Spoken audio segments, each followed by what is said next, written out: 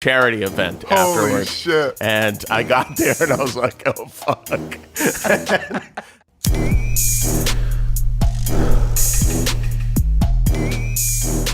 Hey, everybody. Welcome to another episode of HotBoxin. I'm Eben Britton. And I'm Mike Tyson. Mike, today we've got a legend in here, man. A national treasure, if I might say so.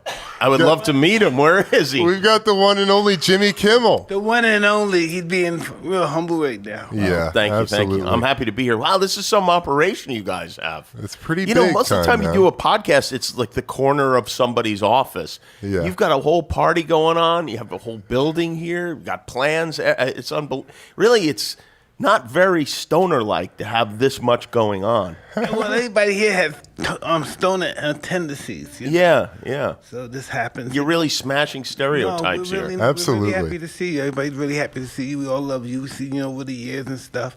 They seen when we host the show together and stuff. Oh, yeah. I love having you on. And, you know, you were on, like the first month we were on, I think. Yes. Yeah. That was Jimmy great. Kimmel I had a Live? great time. Yeah. Yeah. Really? Yeah. I was telling my brother-in-law that yesterday. Brother-in-law Eric. Yeah, my brother-in-law Well, you can get Eric in is here. closer, man, if you want. Eric, don't be All afraid, right. dude. Don't be afraid, brother. Afraid, dude. I was telling him last night that Mike and I shot a Christmas. We did a Christmas song together. Yes, we did. It was Winter I Wonderland. had the great sweater on this. A great sweater. And this almost never happens, but in the middle of the shoot, it was like a 3-hour shoot, I got a call from my son's school. My son's now 25 years old, and so he was up to something. I don't know. He was in trouble, and I said, I'm sorry, I have to leave for about an hour. And Mike's like, oh, it's okay. Don't worry about it. I understand. So I went and got my son, and Mike waited for an hour, which I was very grateful for. And we get back, and Mike said, I'm going to talk to your son. And Mike sat my son down and had the greatest conversation with him. I kind of went off to the side because I wanted them to be alone together. But Mike, you were telling him, like, I had trouble in school, but you have to, you're really encouraging him and telling him, sharing your story of being a kid and having problems. And I really was just like, wow, this is bullied and stuff. Yeah. And it was fantastic. And then I told him that if he screwed up again, you would beat the shit out of him. So. Well, I wouldn't do that, of course. He didn't know, though.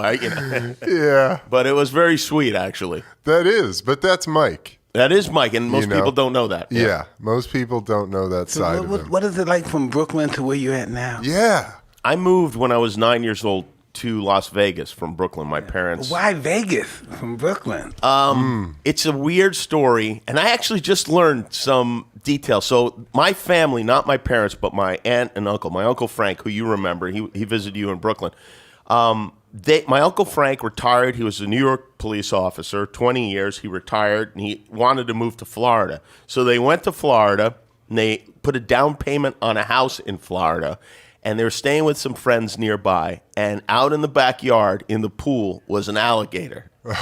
And they were like, there's no fucking way we're going to live in this place with alligators. And they lost the deposit on their house, and they decided to move to Vegas instead. Oh, no. Wow. They moved to Vegas, and about a year later, they took my grandparents with them, and we were like, you know what? We need to go be with the family. So we just followed the family out there. It had almost nothing to do with Vegas itself.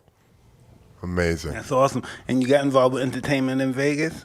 Kind of, not really. I was, I worked at a clothing store. I delivered pizzas, but there was a guy at the store I worked. I worked at a store called Miller's Outpost. It was like Levi's and stuff, yeah. And this guy worked at the college radio station. I was in high school, and he said, you're funny. You'd be good on the radio.